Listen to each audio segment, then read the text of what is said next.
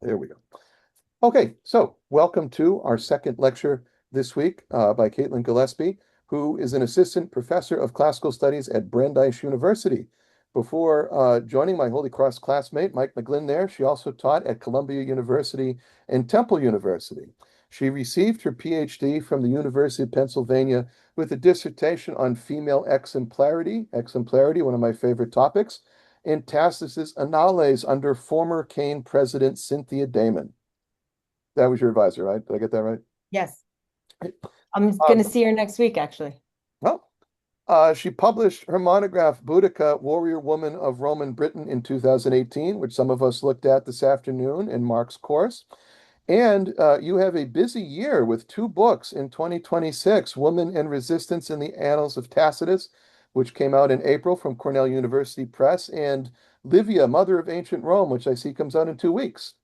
Yes, sir. So she will be speaking to us today on women and communities of war. Professor Gillespie. Thank you so much. And thank you, everyone, for being here. If my volume is too low or whatever, throw something in the chat. There are two kind of complementary bits that I put a handout in the chat if you like seeing the passages and following along. And I also have slides that will go along with this presentation. So they're doing the same work. There are more images in the slides, but I wanted you to have access to both. My topic of communities of war and women is a pretty heavy one today. And so, what I wanted to do was first think through with you or discuss how I came to the topic, and second, then introduce what we're going to be looking at today.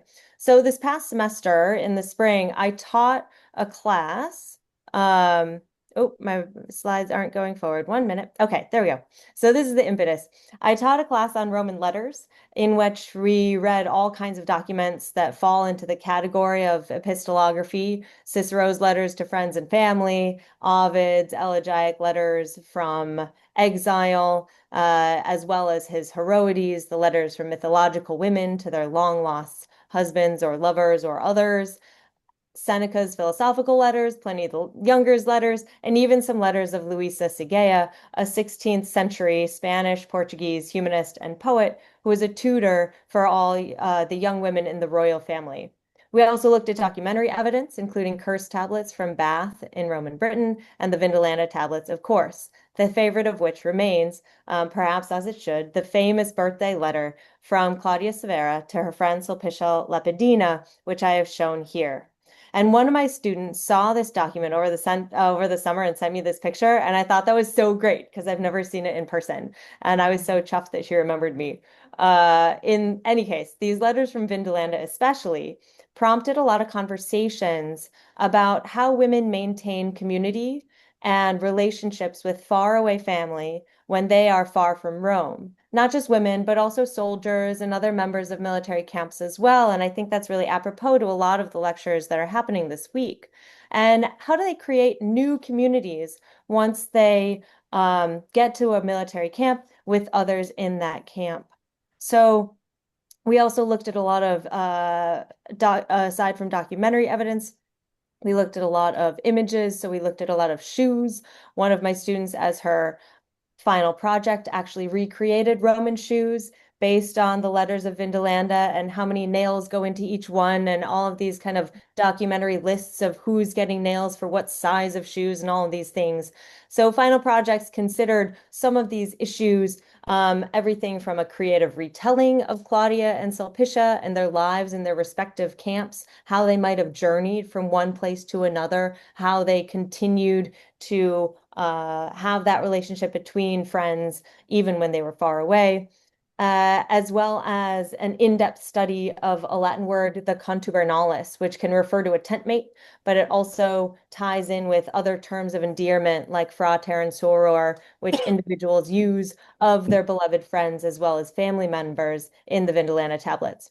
So in a military camp or in one of these camps, it seems the bonds of a certain type of brotherhood or sisterhood, they remain quite strong. And all of these letters have in common a desire to limit or attempt to limit a sense of distance, whether that is temporal, spatial, cultural between the letter writer and the recipient. In my own current work, I've been looking into the Civil War that followed the death of the Emperor Nero in June of 68 and the impact of civil discord on various specific communities and on the sense of a Roman community that gets complicated, destroyed, reconstituted between the end of Nero's principate, or the end of the Julio-Claudian dynasty, and the beginning of the principate of Vespasian and the Flavians.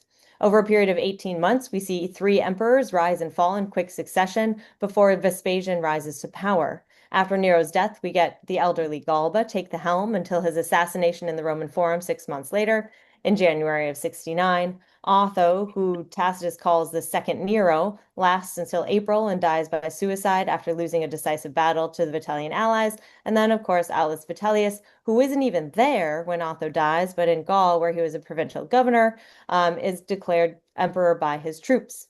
After making his way to Rome, he rules until his assassination in December of 69. Vespasian's son Domitian is on the scene in Rome when his father is declared emperor and the new era begins.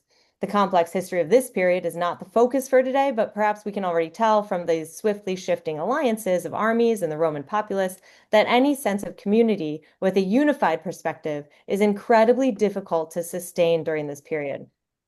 So today I want to look at a few individuals, moments, and sites that promote an idea of community despite the chaos of civil war surrounding them. We'll look at these, what do I want to say? We'll look at communities, try and get a sense of what brings them together or threatens to break them apart, and whether there is perhaps any solidarity of purpose in what we see women doing during the context of a world at war. The legal and spatial context, or a little bit of context, is that, of course, in Rome, war is defined as one of the male spheres, but Roman military communities are not limited to the male sex, of course. When Roman women travel with husbands on military campaigns or reside with them in forts, the quarters of officers' wives are segregated from the accommodations of the common soldiers. But modern archaeological studies are challenging our understanding of strict separations of male and female spaces within the forts, as well as military and civilian spheres in the larger community, showing that these boundaries are more permeable than has been previously understood. Segregation in the military operates on several fronts, depending on both marital status and social status of the parties involved. Augustus is the one who passes legislation that forbade regular soldiers from legally marrying during periods of active service and voided the marriages of any soldiers who were wed at the time of their enlistment. The effect is that regular soldiers all live together. The marriage legislation that Augustus promoted stands firm until almost 200 CE, when Septimius Severus changes the law to permit soldiers to cohabit with their wives. The situation is different for officers and magistrates who are not as affected by these laws. Men were allowed to marry and bring their wives and families on campaign, although it's unclear exactly what percentage of officers did so.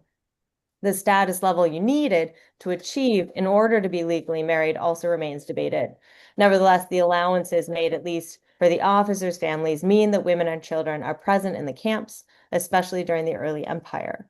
And Cassius Dio notes the presence of women and children, especially in Varus's baggage train in the year 9 CE, as his legions traversed the German frontier before being annihilated. This doesn't mean that officers' families were intended to interact with the common soldiers, of course.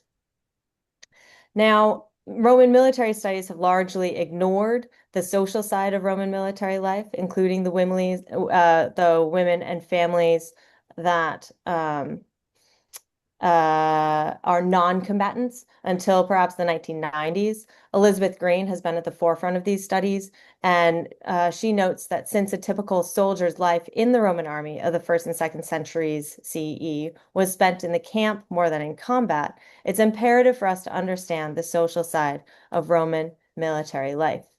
So if there are women present, are they residents? Are they visitors? Are they merchants? Are they married? Are they sex workers? Are there soldiers who are informally married, cohabiting with their wives within a Roman fort? Aside from Green's work, we have Sarah Fang, who's been really interested in the marriage of Roman soldiers from the time of Augustus through the Severan era. that considers soldiers as members of a larger community and a society that includes wives and children as well as freed people. Archaeological, literary, and documentary evidence contradicts the view that military spaces are exclusively male, as well as Green and others. Lindsay Allison Jones's work on women in the Roman military in Roman Britain, and excavations from the German frontier as well place women and families in these spaces. So I've been thinking about how communities are created, and how they are contested, in specifically the year of 4 emperors. So, what I want to turn to then is the apex of the Civil War of 68 to 69. In this time, the Vitellian army is besieging the Flavians. They force them to seek refuge on the Capitoline Hill in Rome, the center of religious life, the site of the temple of Jupiter best and greatest. In his histories, Tacitus records the unexpected composition of the army that is seeking refuge there. He says that even some women were among the besieged, and among whom the most noteworthy was Verulana Gratilla, who followed the needs of neither her children nor her relatives, but war. Subierunt obsidium etiam feminae, inter quas maxime insignis Verulana Gratilla, necve liberos, necve pringfos, sed bellum secuta. Tacitus's Verulana prioritizes the state over family, abandoning her domus in order to pursue war. And scholars have variously praised or belittled her courage and her significance. In today's reading, I want to take a feminist approach and explore the implications of Verulana's actions for Tacitus's representation of Roman womanhood and the impact of civil war on family and traditional communities. The other impetus, or the second impetus for this discussion, aside from this class that I was teaching that engaged with all of these ideas, arises from an old argument that feminism or early feminism promoted turning away from family in favor of a different type of community with a common purpose, as discussed and as nuanced by Jean Elshtain. Elshtain argues that feminism does not necessarily reject family and community, but traditional communities tend to limit or restrict women and assume their subservience. Working within a different type of community can subtly refashion. Sorry, I have two chats. Can you see the slides or no? They're sort of half cut off a little bit, the way that we're seeing them. So we see like the scroll on the side, but then the focus on the right is cut off. Is cut off. It's not displaying as a slideshow. Let me see. Let me see, because Maybe if you could hit play slideshow, Yeah. and not have the stuff on the side. There we are. Oh, okay. Now, can you make your screen a little like, on your keypad, make it a little small? Oh, there we go. Never mind. We're all good. I can, I think but that did it for me. No, I it's see it working. now. yeah, but now Yeah. I can't see what my notes at all. So that makes that Oh, difficult. Oh. How about presenter? Can you use it like a presenter view or with presenter view or something? Let's see. Yeah, because I want us to be able to see what we're looking at. I want us to be able to see everything, because otherwise, what's the point? Okay. Let me see.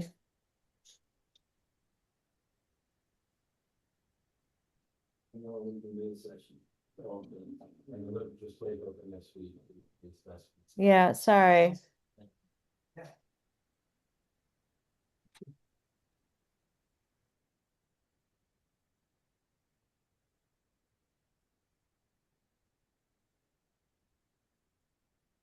I'm trying to optimize it. Sorry, everyone. Zoom can be tricky. Yeah.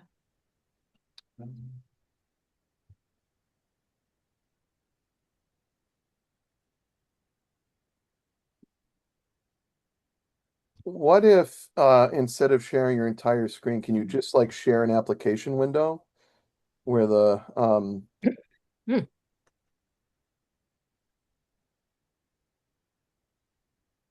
Um, support their men in ways that are overtly or covertly political. Okay. I'm sorry, everyone. This is okay.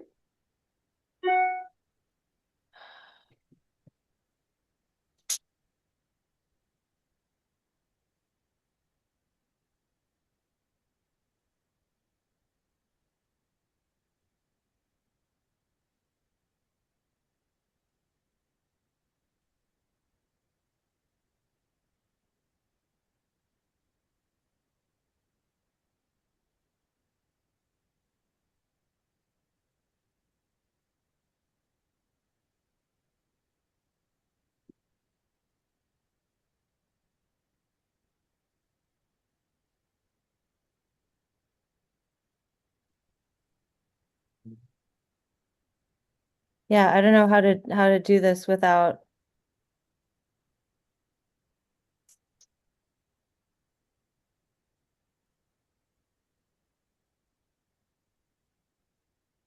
Um, what? Erin had one idea in the chat.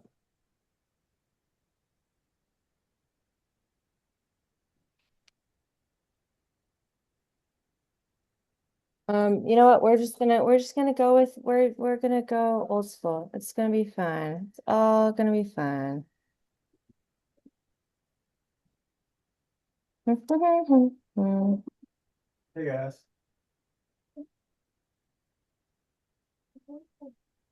We could see the slides before. They just were, oh, perfect. That's better. That looks perfect. Yeah. Yeah. This looks good now. Yes. Yeah. Because this way we can see the whole other slide too, and not just the Yeah. it can see more. Okay. Now it's not good. No, it's not doing it again. No, it Now did. it's good. Okay. Now it's good. Now that was good, but it was good before too. Are we okay? Mhm. This I can is go good. forward and Yep, backwards. this looks good. Okay. Sorry about that, everyone. No Okay, problem.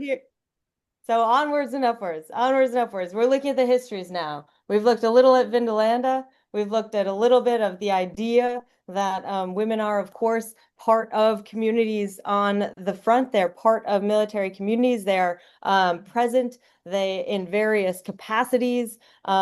But I would argue, or what I want to think about then is looking at Tacitus's histories, that this is a very particular kind of community, right? Like these are very different communities because it is a situation of civil war and loyalties are shifting. It's not always it's not always clear who is Roman, who's not, who looks like a Roman, who does not, and where how we are working together, perhaps, or not. So there is this and under practices to support them. And now it's okay, it's still recording me. So this is getting wild, friends. I'm so sorry. Okay. To support their men in ways that are overtly or covertly political, military, or both. Their actions can serve to strengthen or dismantle family and domestic communities, as well as their reputations and those of their husbands. For example, there are This is just wild. I'm so sorry. Continue to show. Is it like an AI starting to read your text? Yes, but my text isn't even here. Okay, can we? I'm so sorry. This is really embarrassing. Yeah, no worries. I wonder if you left and re-entered the Zoom, kind of like unplug the machine and come back. I don't know. Yeah. Is this back to the same issue we had before? No, it's good. It's good. Okay, let's go from here and just see what happens. And if I Maybe need if to you unclick exit. play narrations checkbox up there. I don't know if that has anything to do with what keeps speaking over you. Oh, okay. Great. Let's go with that. Okay. Let me know in the chat if it goes haywire again. It just And did. Yeah, we're back to the split.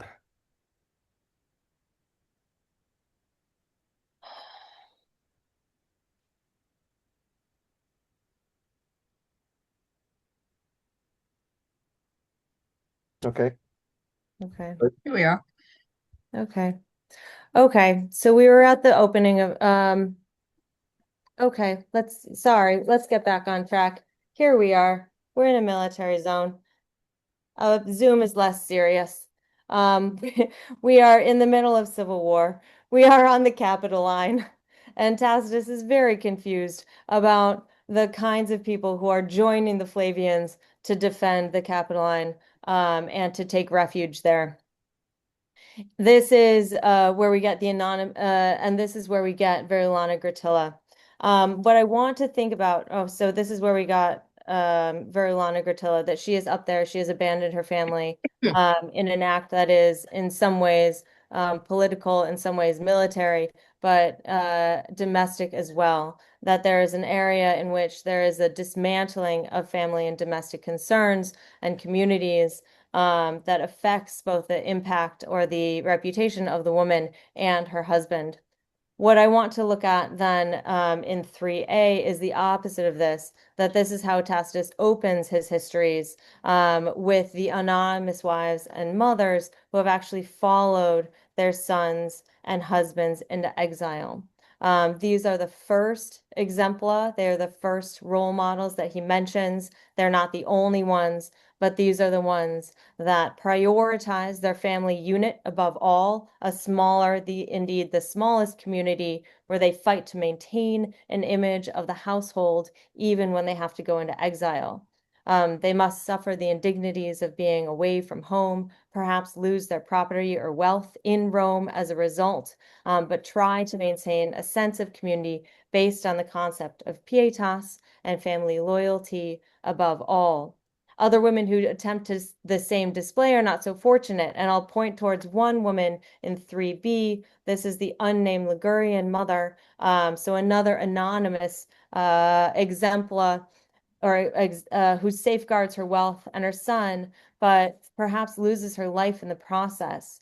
This is in the midst of Otho's soldiers who turn their anger against the town of Albintimillium. It's the same town and the same attack during which Tacitus's own mother-in-law is killed, or grandmother-in-law is killed and loses all of her property. That Otho's soldiers do not act as Romans. They do not act as if they are in their own land. They act as if they are on a conquered territory, even though they're supposed to be all members of the Roman community. This is the one, this is again not the only woman who shows a positive model of family loyalty by hiding someone as well as her and safeguarding her wealth.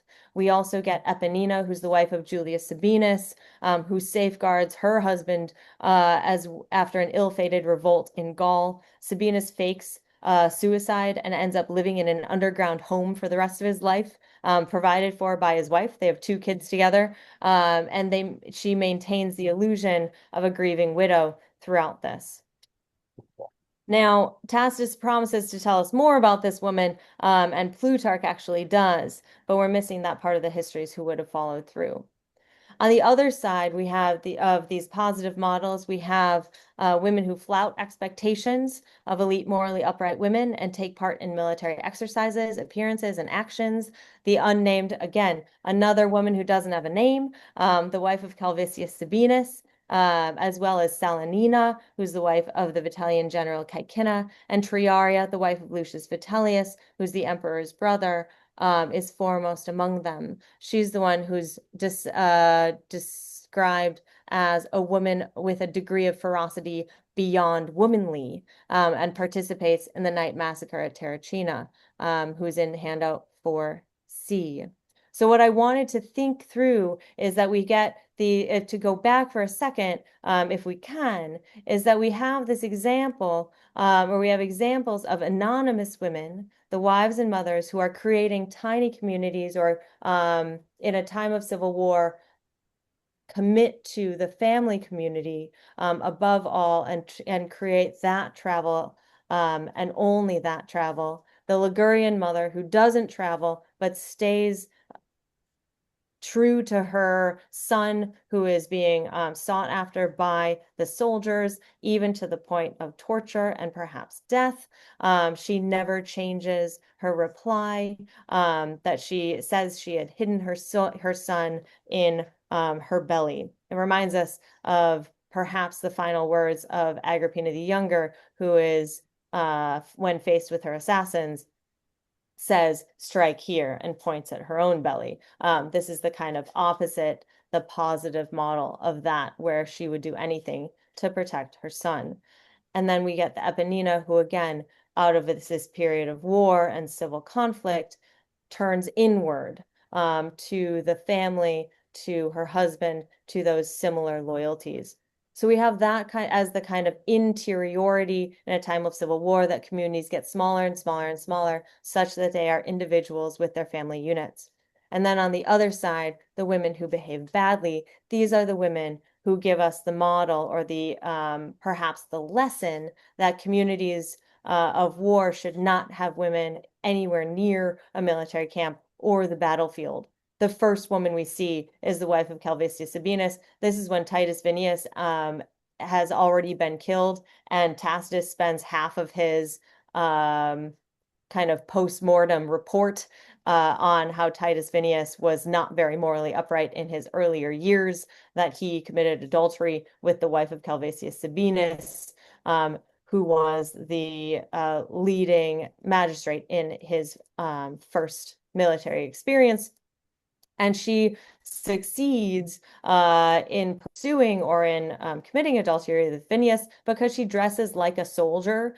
So she plays the part of it and takes part in a different community. She leaves the area where the women are supposed to be, and puts on military garb, goes outside of the of her gender specific area in the military camp, kind of acts like a soldier with the night watchman, etc., and then commits adultery in the headquarters of the military space. Titus Vinius is punished and sent into exile, and she and Calvisius Sabinus are eventually invited to commit suicide as a result of her actions. Women behaving badly. This is what happens when women are go outside of their community within the camp. The second one is Salanina, the wife of Caecina, who's the Vitellian general. And when they are on their kind of parade route through Italy, through northern Italy, coming in from Gaul, Salanina accompanies Caecina. They're in almost a triumphal parade. Caecina is dressed in the garb of Gauls, right? So he's wearing a multicolored cloak and trousers. She is on a purple bedecked horse. And in Dio's version, she's the one who's also wearing purple. So she looks like Dido, and she is parading in front of Togate citizens. And so we get the sense that women either reflect or exacerbate the failings of their men when they're in these situations. The last one then is Triaria, who's the wife of Lucius Vitellius. Vitellius, the brother of Aulus. And there is a sense that she is so unguarded. She's not only like Dido, she is worse. She's like Fulvia. So we have the idea that Fulvia in the prior civil war of 41 was involved in the siege of Perucina, and she gets described in a similar way, that she was girded with a sword. So Triaria gets cast into that same role. So we have a sense that there is a deconstruction of the way that communities can work, that women who are present in military communities, that in a time of civil war, those communities break down in a lot of different senses. So these are the women, these are the primary examples of women behaving positively or women behaving badly. I wanted to then turn to one really good example of how this breakdown happens, and this occurs at Cremona. So we turn to Cremona, a city in northern Italy on the Po, which is sympathetic to the Vitellians, at least for a certain amount of time. In October of 69, the city is flushed with visitors and with wealth due to a fair that is being held at that time of year. The prospect of adding to their wealth is too great an allurement for Antonius and the Flavians to resist. Battle is engaged, Cremona surrenders, but Flavian resentment leads to a complete pillaging of the city. According to Tacitus, the Flavians' hatred was increased in part by the fact that residents had offered Vitellians food on the battle line. And Tacitus says that not only did they offer food and respite, but that this had involved the death of certain women who, in their enthusiasm for the cause, had gone out onto the battlefield. In his parallel account, Cassius Dio creates a scene between the Vitellians and the Flavian soldiers. He records that the women of Cremona brought food and drink to the soldiers during the night. The Vitellians share their provisions with the soldiers of Vespasian. The battle lasts through the night, the soldiers taking turns, resting, eating, renewing the conflict. And this really gets to the heart of civil war, in which fellow citizens form an almost perverse community. They take care of each other and then fight each other to the death. The women have to leave the safety of their homes in the city, entering the battlefield to fulfill their roles as women, providing for the men with sustenance. The lesson that in this context is that women have come together in an act of courage to provide for military men, but they pay for it with their lives. They're not censured necessarily for going beyond expectations of demure femininity, but they're heroized and recognized for their actions. They recognize the men who are fighting are all part of the same community of war, and they deserve to be provided for. They're all Romans, and that's kind of the tragedy of it. We'll fast forward to December of 69, the Flavians encroaching on the city of Rome. Vitellius fails to abdicate, and the city prefect, who is Vespasian's brother Flavius Sabinus, decides to act. After a brief skirmish, Sabinus and those supporting the Flavians take refuge on the Capitoline as the safest place available to him. His company, a mix of soldiers, senators, knights, a few women and family members, as well as Vespasian's son Domitian. Vitellius removes himself from this community in military affairs completely, and chaos breaks loose. I have a very lengthy, and this goes back to Verulana Gratilla again. There's a very lengthy account of what happens on the Capitoline. I have thrown it into the into handout 6, I think, on the handout that I can't actually see because it's behind this PowerPoint. But this is where we get an attack on the Capitoline, the Temple of Jupiter Best and Greatest, and I put a few things in bold that I wanted to think through with you.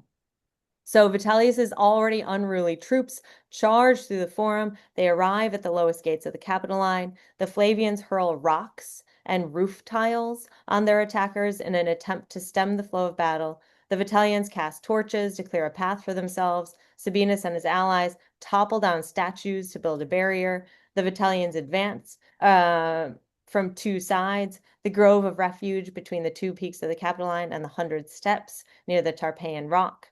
As this fire spreads, it seems unintentional, but the conflagration reaches the Capitoline Temple itself, and Tacitus concludes, so the Capitol, with its doors closed, undefended and unplundered, got burnt down. This disaster was the most lamentable and appalling to happen to the state of the Roman people since the founding of the city. When Sabinus ascends the Capitoline to seek refuge, he's joined by, as I said, soldiers, senators, equestrians. They offer a direct contrast to the Vitellian armies, which is composed of soldiers from and who had fought in the provinces. They don't look Roman. The Vitellian supporters appear more Roman and representative of the population of the city that's under siege. Tacitus again includes some women as well as Verulana, who follow the needs of not their children, but of war. Tacitus, because these women are among those who are defending the capital, Tacitus accentuates the incredulity of what is happening, that even women, etiam feminae, have to be present in order to maintain or attempt to maintain Romanness and normality. In normal circumstances, the presence of women in war, with the implication that they're among those who are fighting and not merely bystanders, would be anti-Roman and anti-feminine. The participation and presence of women heightens the drama. It augments the sense that this battle combines religious, political, and domestic concerns. Noble women are present, and they are, instead of walking up to the Capitol line to make sacrifices, as in normal circumstances, they are the ones who are being attacked. Verulana leaves her family. She leaves her household. She leaves her obligations as a wife and a mother in order to perform a greater duty to Rome. It accentuates her bravery, maybe, but also signifies how this civil war places Rome in a military context and undermines their ability to focus on family and that domestic community. She doesn't have any relatives or children among the besieged, but just the Roman community she has joined. She's a witness and a participant in a moment of immense social significance. Those who defend the citadel fight to preserve Roman values, Roman memory, and create a new community in order to attempt to restore the sense of family that has been destroyed by the war. Verulana's husband, Arulenus Rusticus, by the way, is the current praetor and a man of high reputation who gets wounded in a diplomatic mission to Petilius Cerealis and the Flavians. So he's away. Verulana abandons the rest of her home in order to support the Flavians, the opponents of the regime that gave her husband his magistracy. So it gets a little complicated. Details of this defense. Let's look a little bit more at this. Heighten the sense of panic, I would argue, as well as the ingenuity of the besieged. There are 3 moments in bold that I want to talk through. First, that the Vitellians don't have a leader. Every man is his own auctor, as Tacitus puts it. Nullo duce sibi quisque auctor. The idea of a military community of soldiers who have created a fraternity, a brotherhood, and leaders amongst their Roman allies, enhanced or perhaps strengthened by circumstances of war. It should make that community tighter, but that entire system has failed. The Vitellians become every man for himself. The Flavians, a community of misfits in a way. There's soldiers and women and politicians wearing togas, the most unwarlike of all garments. Second is that the Flavians have come together because they make their environment work for them. They use skills and strength that they have to their advantage. They use roof tiles, Tacitus suggests, and rocks as makeshift weapons, saxis tegulisque. On the one hand, this illustrates the pathetic nature of their defense, that you have women and people in togas and younger and kids and families. It's also a very innovative way in which a military community comprised of such unexpected members can work together. These missiles could have been thrown at the attacking Vitellians by women. They require no specialized knowledge or skill in military arts. Women and others without military training have employed roof tiles as projectiles at other great times of crisis to great effect. As accessible weapons for urban warfare or urban violence, roof tiles get used in a situation where an opponent is in close proximity, narrow streets, residential areas, and they're quite effective and can be in routing an army. By throwing roof tiles, especially broken ones, I've heard, because they're quite heavy, women and children could play a meaningful role in urban warfare, blending expectations of gender and age, but not breaking them. Their participation speaks to the desperate situation of the civil conflict in Rome. Women are drawn out of their homes onto roofs in order to play defense. Women and other traditional non-combatants, like those Togate men, join the soldiers to defend their home. This Flavian composite army includes individuals of different genders and statuses who are fighting for survival. So that's the positive side of this community. But on the other side is the symbolic destruction of Roman domestic communities and the literal destruction of households through the use of roof tiles. The Flavians come together as a misfit military community, but they're destroying homes in the process. In the battle for the Capitoline, Everyone throws roof tiles at the attacking battalions, destroying households, transforming the material of a domus into a weapon. Tacitus reports two versions of what happens next. The houses are set on fire. Either the Flavians did it as a kind of Hail Mary pass in their struggle, that the women and the Togate men and other non-combatants destroy Roman homes, the symbols of a domestic life and a family community in a fight for the soul of Rome, that is the Capitoline itself. They lose that fight, and Roman memory is impacted forever. The Capitol burns. The presence of women and families and the foreign appearance of the attackers on the Capitoline in 69 creates a parallel image to the invasion of Rome by the Gauls in 390 BCE, one of the worst crises Rome ever faced in her entire 800-year history. In his history, Livy records that the outnumbered Romans recognized the hopelessness of defending the entire city and decided that men of military age, able-bodied senators, wives, and children should withdraw to the Capitoline and from that fortified position defend their gods themselves in the name of Rome. The elderly get abandoned and become reconciled to their deaths. A great many of the women and children follow their sons to the capital. No one has the heart to forbid them from coming. Tacitus puts it differently, that these women... When I touch your camera. Sorry, what? Oh, no problem. Okay. So here we are in a similar situation, but without that kind of judgment. I'm wondering if we can come to some conclusions from this set of texts. There are various ways in which communities get defined and identified on the Roman landscape. A time of civil war questions many of these definitions.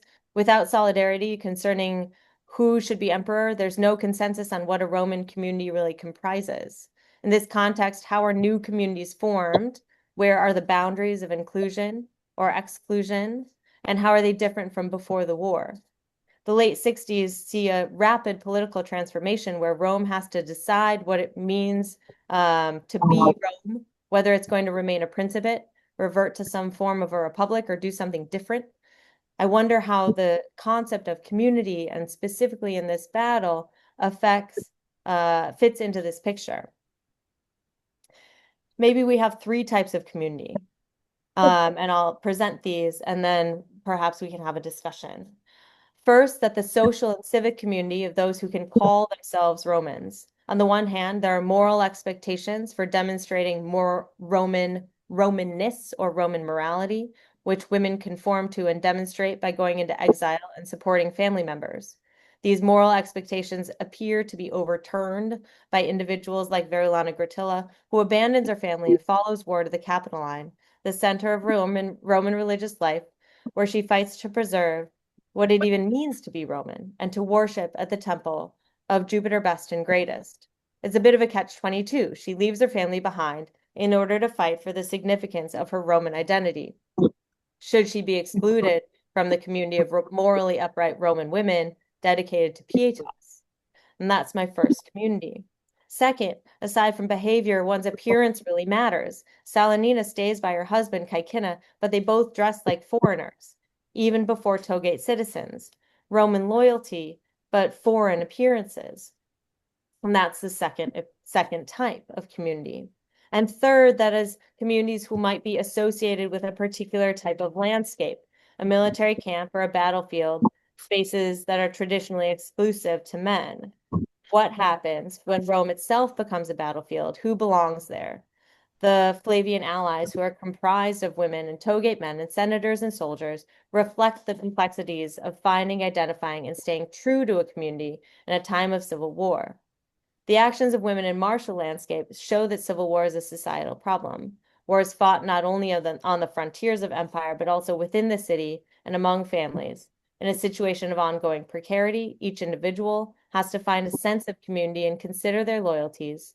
Women could provide a sense of unity and cohesion through collective action, or by disregarding their families, reflect the threat to social stability caused by civil war. The women of Cremona leave their homes and assist men on the battlefield. Triaria takes up a sword. Verulana joins the Flavians.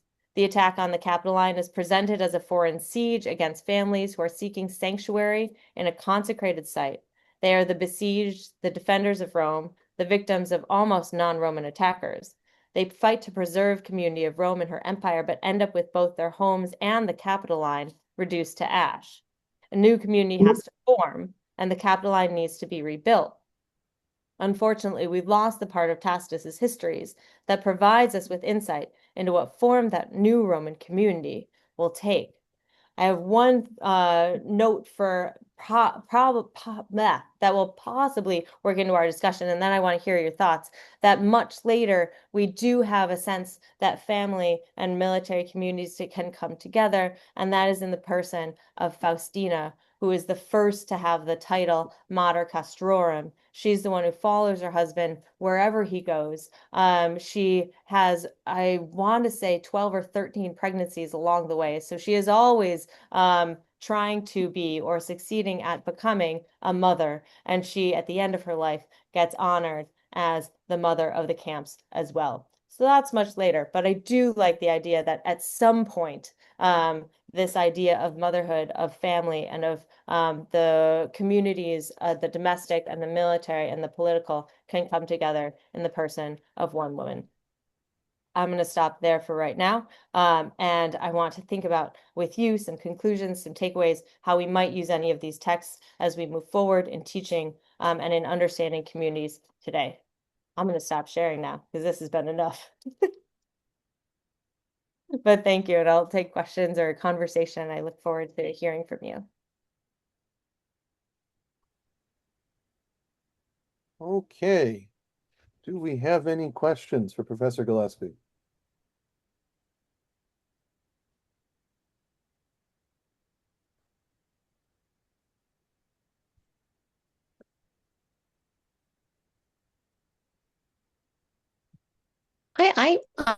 Amanda here. Hi, Amanda. Hello. Hi. Hello. I was struck at the beginning when you were talking about the women Mm-hmm. and the names that we knew, but then the ones that were anonymous. Mm-hmm. And I was just kind of thinking about how, we usually, not always, I mean, Faustina the Younger is an excellent example of the opposite, but we often only hear the names of the women of bad women Yeah. because we do know their name and that's why they're bad. And I was just kind of wondering if that anonymity is something that you might want to talk a little bit more about. That just really struck me, not knowing their names, and yet they were praiseworthy because they were the wife of, that's how they were identified, not by their name, but as the wife of, anyway. Yeah, I mean I think the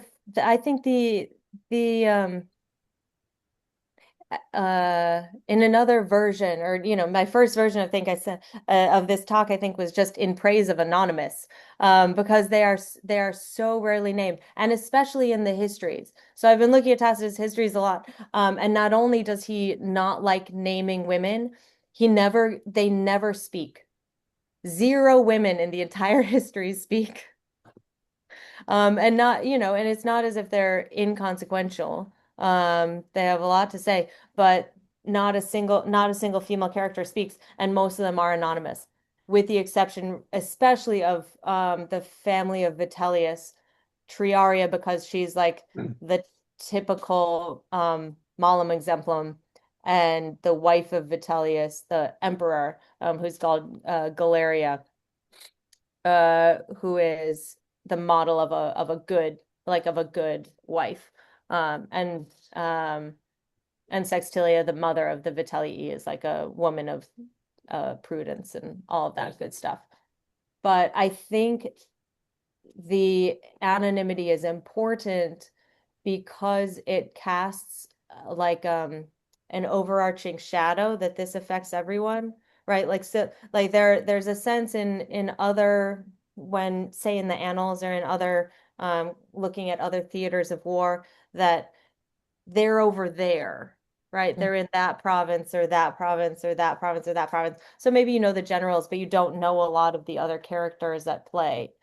But Civil War affects literally everyone. And so if you just talk about, the wives, the moms, everyone was impacted. And so in that first phrase, when Tacitus is introducing these texts, he continues with actually the anonymity that there were wives and mothers who followed their sons and husbands into exile. There were stalwart sons who supported their fathers, and then there's examples of the other opposite. And then he also mentions enslaved people who supported their enslavers, and none of those people are named, at least in that initial preface. And I think the point is just to say like that this is the pall that is overshadowing everything that I'm about to talk to you about. It's a dark book. It's an incredibly dark history, but maybe that I'm not sure if that's a beginning of an answer, but I think there is a lot to be said about the unnamed characters, actually. In the course that some of us are in with Mark Thatcher, we talked about Oh Boudica yeah. today. Oh And yeah. so we read the Tacitus. Oh, and disclaimer, my dog's name is Boudica, and she's been intently listening behind me the whole time. Oh, I adore her already. I apologize for the PowerPoint, Luca. Yeah, it's fine. But what we did notice with the speaking of women was that Tacitus does not describes her a great deal, but she doesn't say much, if anything. But Cassius Dio puts, a huge speech in her mouth, and we really don't see optically much about Boudica, but we hear everything about it. So I was just going to point that out about the speaking, and that was very something that struck us, certainly me a great deal about the lack of words. Yeah, no, completely. And Tacitus's Boudica only speaks in indirect speech, right? Which I think which is really powerful. And yeah, and Dio has her stand on a Roman platform, right? It's a like a big old military platform, and it's um and she's dressed like a Celt, right? She has a huge gold necklace. She has Big cape, the cape and the pin. She's a she has a Celtic cape and general. Mhm. yeah, so she looks like a Celtic general. But it's very typical, like it's not it's it's typical, right? This is what a Celtic warrior queen wears. Um it could really be anyone. But he gives her a lot to say, right? He has so much to say. And Eric Adler has a great piece comparing her speech to the speech that Livia gives about the conspiracy of Cinna, which is the other like longest speech he gives women in Cassius Dio. It's really excellent. Um, and just thinking through the ways in which um, there are uh, those speeches are complementary, even though one is a Roman and one is a, Celtic warrior, and but kind of the pragmatics of it, right? That Boudica really hates being taxed. I mean, I hate taxes too, but like that, like that's one of her main contentious points. Yeah, so that female speech is a lot more present in Dio's history. And I wish we had more of it because I mean, it would be so nice to know who else, because a lot of those women have a lot to say, especially in Dio. Thanks, Amanda. Oh, thank you. I had a question, thinking about, lack of a better term, like different rhetorical commonplaces. Like a couple of years ago, I worked a lot on sieges, and Oh yeah. in ancient, and then getting on to even medieval texts, there's just certain things you're going to see in a siege from Alesia on through Tacitus. So I was thinking as you were talking about some of these feminine exemplars earlier on in your talk, about the Laudatio Turiae, another female exemplar in Civil War. And not that Tacitus would have read that in a specific text or alluded to it necessarily, but I'm wondering if there are maybe like rhetorical commonplaces to praise women in Civil War. Does that make Hmm. sense? Like kind of like, how you see, oh, she wove wool really well on Yeah. many tombstones as like this is the great Roman wife. Yeah. I think that's really interesting because I think that's really interesting. I would have to look into it more, but my sense there's an ambiguity, right? Like Tacitus praises the women who follow their husbands and sons, into exile, but then who's protecting the property in Rome, Yeah. right? Because the husband in the Laudatio Turiae loves that she stayed behind. Hmm. When he goes into exile, she stays behind, protects their property, protect and works on his behalf to get him recalled, Hmm. right? She sends him whatever he needs in exile and all of that. So there, and Cicero does the same with Terentia, right? In some sense, when he's away, that she is taking care of the property as much as she can, and that she has a job in keeping him informed, right? I think uh Beth Severy-Hoven has a new biography of Octavia Minor, so the Octavian Augustus's sister, and how vital it was that she did not that she stayed in Rome at some point so that she could provide information, right, to her brother and her husband and all of these other people. So that's not answering your question, but I think in civil war there's ambiguity. It's great if you decide to go into exile with your husband. That's a total sign of pietas, but it's also pietas to stay at home and protect their interests. It's just about framing, right? You protected our household and our wealth. That was great. You showed pietas by accompanying your husband in all of his trials and travails. That was also great. Um, and yeah, so both of those are rhetorically powerful ways of praising women in times of civil war, and now I need to think about more of them. I'm thinking about the But reading. property is a huge bit. Protecting property is a huge bit because Galeria does the same thing with Vitellius's property. She has a huge house on the Aventine, Hmm. and Yeah. she protects it when he is away. Well, I'm thinking about the reading that we had from the Agricola, and Agricola's mother was killed, right? Yeah, While she was taking care of the house. yeah. So I wonder if that inspired Tacitus to write the way he did. I think it did. I think abs yeah, so I think that's a huge part because you can um because it is something that the women can do that the men cannot when they are on the battlefield or they're doing magistracies or they're away, right? They literally can't do that part. Hmm. Um and so it becomes the women's And yet she was killed yeah, and yeah, all the property looted. yeah. Mm. Um and it happens with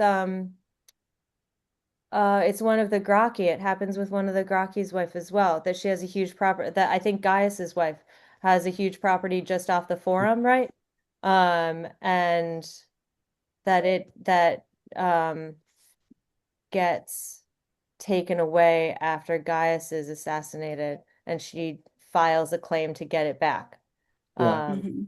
And it's a huge case that I hadn't remembered that for a while, but maybe that is also it's related, right? Is this protection of part of protecting your domus is protecting the property, as well as, the actual inhabitants and the, And it's your not family and your it's not kids and all quite that. it's not Um, quite civil war, but it occurs to me that Ovid's wife would have been doing the same thing while he's in Pontus because she doesn't go with him either. Yeah, totally. That she's, and he misses her, sure, but he recognizes in some of the Tristia that she's taking care of the household and their material wealth, as well as the um her daughter. And um that's really fascinating. But I think it is, yeah, a lot of the ways that women get praised in Civil War or any time in which men get sent into exile for, reasons. Yeah. uh, Reason. Carmen et error, Yeah. that there's a huge part of them that really are obligated to protect the property, and that's how they can merit, um, because it's also protecting the family name, right? Yeah. That, you protect your kids, but property and protecting your property protects your heritage and your kind of the family, going down into the next generation. And to be timely about it, it is, I mean, I suppose what Penelope is supposed to be doing on Ithaca. Let's hear from Katie and Charlie, who also have questions. No, I just wanted to add to the conversation about women and property and bring it a little forward, not totally forward, but it's something that Abigail Adams, the wife of John Adams, is noted for. That she stayed in Quincy and she took care of the farm and the properties and wrote to her husband and kept him updated. And so, uh, she famously writes, "Remember the ladies," but she has to keep in the background she has to keep in the background, but she does this job as well. So it's something historically that women have done. Um, Yeah, absolutely. And those letters are amazing. I mean, would that we had more back and forthing. Um, Actually, Yeah. to that point, Katie, I'm reminded to one of Caitlin's other points. I didn't realize until recently. Martha Washington spent most of the Revolutionary War with George. Like she was there at Valley Forge. mm, Yeah. So we, at least in the American Revolution, we do have different rules for wives in the military camp. yeah. Well, I think the most famous, or of the first century, Agrippina the elder goes around with Germanicus everywhere, Yeah. right? Like she's one of the ones, and Drusus's wife goes with him sometimes, um, and Agrippina has like again, there's ambiguity there because she had to be with him to be pregnant and produce as many children as she did, right? So that's one side, but then on the other side, she interferes in a couple of memorable moments that Tacitus is a little Ambivalent. surprised by, Yeah. let's say. Charlie.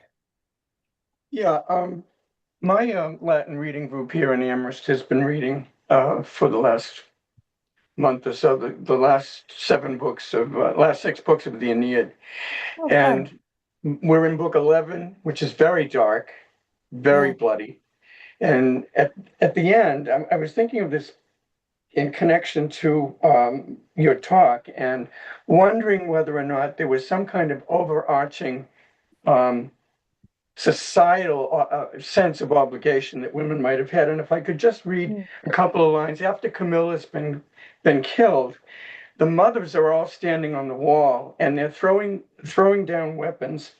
And there's a line here: the mothers from the walls in keenest rivalry. And then this is Virgil, and I'm sure it's kissing up to Augustus. I don't know if kissing up is the right phrase, but in parentheses almost, it's like true love of country points the way, monstrat amor veris patriae. And I'm just wondering if that was something that women were conscious of. It's very different from what you've been talking about, but I wonder. That's wonderful. Um, 'Cause there's another I looked at it side and to I this. said, well, it sounded like propaganda to me, at Yeah, first, but it put all of the women, the mothers yeah, there, who've yeah, had all of this death and tribulation and yeah, so forth. And if you read some of Abigail Adams, it's the same sense of forlorn, standing on the sidelines, but yeah, going through hell yeah. themselves. Yeah. Well, because it's I say it's wonderful because it's such an interesting compliment to the mother of Euryalus, right? Who is lamenting so hard that no one wants to fight. She like removes the virtus, or she removes the weerase. I forget it. It's either virtus atque vires from the men, right? Right. They have no strength, they have no courage, and because of the lamentation. What it also actually puts me in mind of, though, is of the Germanic women in Tacitus Germania, who they don't fight on the battlefield, but they stand around the sidelines and they're like they either shout at their men, right? They're like, "Go team," right? Or shout encouragements, but they're also like the nurses, right? They have refreshments, they have band-aids, they, and they always stand closest to their kinsmen, right? They always are on the sidelines closest to their families. And so yeah, so they're not hurling rocks or spears or anything like that, but there is an involvement that speaks to their dedication as well. And you can't always be on the sidelines. You have to be somehow involved. Um, yeah, that's really wonderful. Thanks, Charlie. I haven't read book 11 in a while. It's not Yeah, a Linda. happy book. Yeah. Linda? Yes, I was just thinking Penelope, I think, is a pretty good role model for women keeping it together, keeping the home together, Yeah. while Odysseus is away for 10 years. More. Um, and she weaves the Laertes, I can't remember, cloak, whatever, and um, takes it apart at night, and she tells the Mm. suitors, when I finish this, but she keeps the suitors at bay for many years. And when Odysseus returns, the home is still there because Yeah. of Penelope. So I just thought it's another example. Yeah, absolutely. And The woman holding it together. yeah, but Yeah. but yeah, and it is both so positive and also has a little bit of ambiguity because it means that she is also a trickster and she is also, she is complementary to Polutropos Odysseus, right? Is that like she is the woman of twisted of trickery. And so so she's absolutely a model of fidelity and keeping it together and keeping the home and the wealth and the this and the that, although Right. the suitors are kind of eating her out of house and home. Oh Uh, yeah, yeah. but so there's the exemplum and then there's the all of the challenges that come along with it. Right, right. And she is perfectly matched with her husband. So Yeah. Mm, Yeah. yeah. sure. Okay, thank you. Thanks, Linda. Yeah, John. Yes. I was thinking um, when you're talking about Boudica Hmm. and having women as role models, perhaps militarily, I was thinking about Plutarch, who has the whole string of things about women um, as being distinguished in various ways. But I was thinking of also of another Celtic woman warrior, that is Kiomara, and how she is portrayed. She's rather obscure, so I'll tell the story if I can remember it. She was the wife of one of the Galatian chieftains in Asia Minor, got kidnapped by a Roman centurion, raped, and made her way back to her home. Um, when the time came for the um, peace to be made between the Galatians and the Romans, um, they came together, and this centurion was part of the negotiating team, and so was she. Hmm. Um, and she went and grabbed her husband's sword and cut off the centurion's head just like that. He said to her husband, not the centurion, he wasn't speaking anymore, um, that was not an honorable thing to do. And she said, yes, but it was less honorable for there to be two men alive who have had relations with me. Wow. And that's that's a hell of a role model. Doesn't sound very Roman to me, but it certainly sounds as though this is part of um, the nations that they were dealing with, and seeing how their standards um of behavior, um, for women anyway. Well, for everybody, but Yeah. we're specifically here for women. We're different. Yeah, I have to think about that. I haven't read a lot I haven't read Plutarch in a long time, and I don't know Kiyomaro, but that is, I mean, that's fascinating, right? Because it's what is it what did different people consider moral uprightness, right? Because it's an anti-Lucretia, right? That Lucretia, Yeah.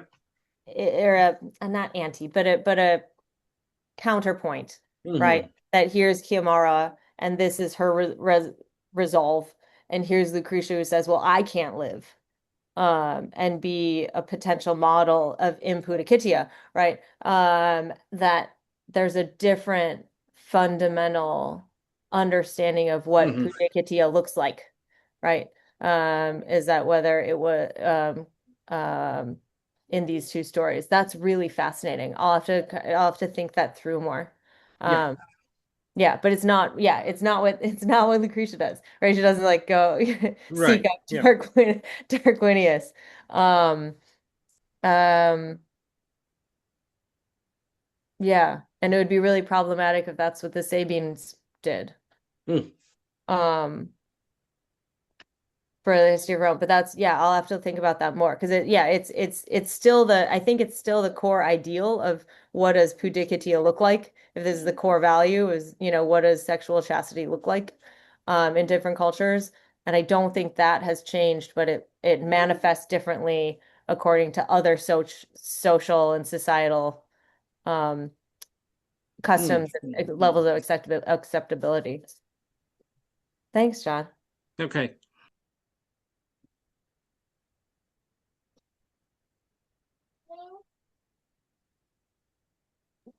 Have anybody else?